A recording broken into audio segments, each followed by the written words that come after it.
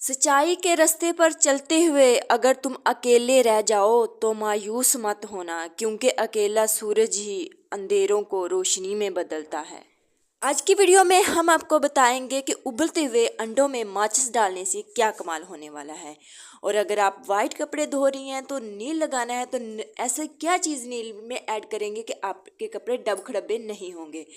और अपने हाथ की हथेली पर पत्ती को रगड़ें तो पत्ती रगड़ने से क्या कमाल होगा, क्या जादू होगा, जानेंगे हम इस वीडियो में। तो और क्या होगा इस वीडियो में हम आलू के ऊपर फोक को चलाएंगे तो इससे हमारी ब्यूटी को कैसे चार चांद लगने वाले हैं। तो इससे पहले अस्सलाम वालेकुम, कैसे हैं जी आप सब। उम्मीद करती हूँ सब खैरियत से होंगे। अल्हम्दुलिल्लाह मैं बिल्कुल ठीक हूँ और जी ज़बरदस्त सी टिप्स के साथ हाजिर हो गई हूँ। तो चलें करते हैं टिप नंबर 1 का आगाज़। टिप नंबर 1 मेरी आपकी सेहत के रिलेटेड है। जैसा कि आजकल मार्केट में बहुत सी चीज़ें जो है ना 2 नंबर आ गई हैं। इनमें एक चीज़ पत्ती भी है। पत्ती, चाय पत्ती जो होती है ना, ये अक्सर जो होती है ना वो मिलावट वाली होती है। अक्सर क्या, ये अमूमन ही अब ऐसा हो रहा है कि इसमें मिलावट आनी स्टार्ट हो गई है। तो इसको हम किस तरह से जांचेंगे कि ये मिलावट वाली है या मिलावट से पाक। तो बहुत इजी तरीका है। आपने क्या करना है कि पत्ती को हथेली पे रख लेना है 1 चम्मच, और उसमें आपने थोड़ा सा पानी ऐड करना है। जैसा कि मैंने थोड़ा सा पानी ऐड किया और उसको आपने अच्छे तरीके के साथ रगड़ लेना है।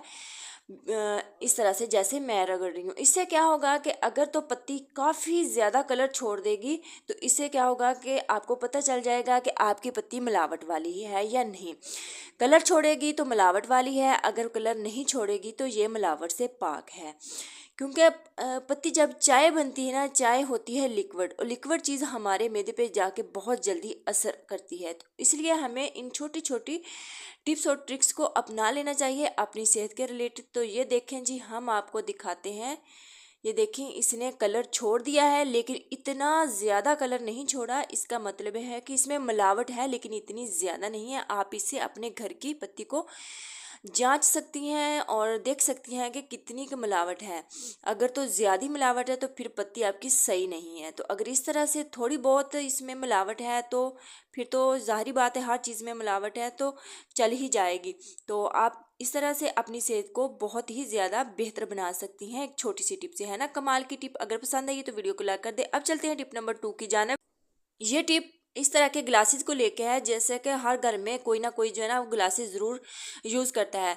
तो हम क्या करते हैं कि उनको वक्त गुजरने के साथ साथ साफ़ भी करते हैं। अगर साफ़ ना करें तो स्क्रैच पड़ जाते हैं और वो बहुत बुरे से लगते हैं और नज़र भी साफ़ नहीं आता। तो उसके लिए मैंने लिया है एक आलू।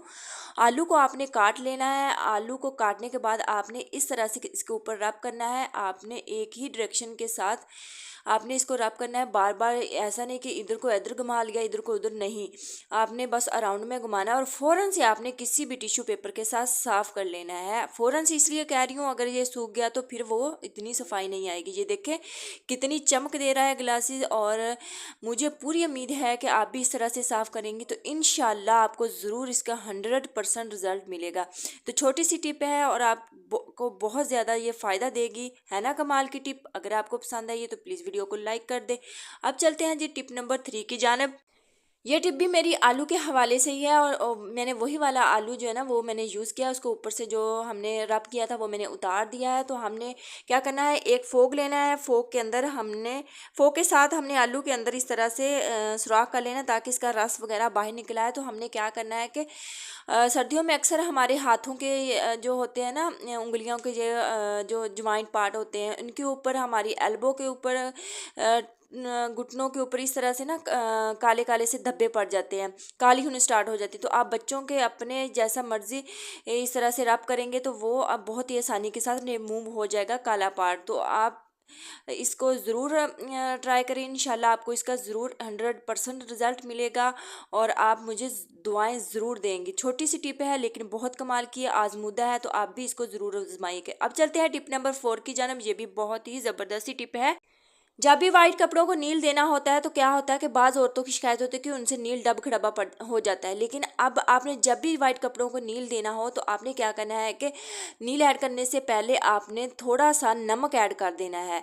इससे क्या होगा कि आपके कपड़े जो वाइट होंगे उसके ऊपर डब नहीं पड़ेंगे नील के। बहुत ही ईजी तरीका है, आप इसको सुखाएं और बाद में देखें कि आपको बहुत ही ज़बरदस्त रिजल्ट मिलेंगे। आपने इसके अंदर बाद में नील ऐड कर देना है और मैं बुनियान को जो है ना वो नील देने लगी हूँ।